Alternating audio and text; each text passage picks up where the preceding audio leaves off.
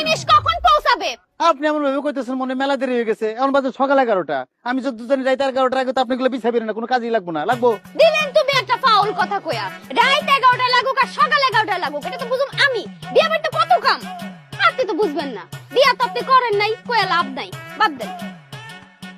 দেখি আমার জিনিসগুলো নামান। কি কি দেখবেন আপনি?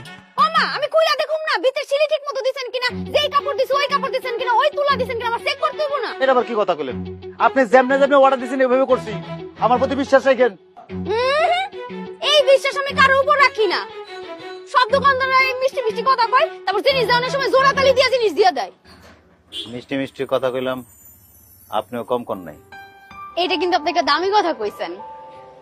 স্বীকার করতেছি যে আমি আপনার লগে মিষ্টি মিষ্টি কথা কইছি, কিন্তু কেন কইছি জানেন? কেন? যাতে করে আপনি আমার জিনিসটা ঠিকঠাক মতো সুন্দর করে বানান। আপনি কিন্তু আবার অন্য কিছু ভাইবেন না।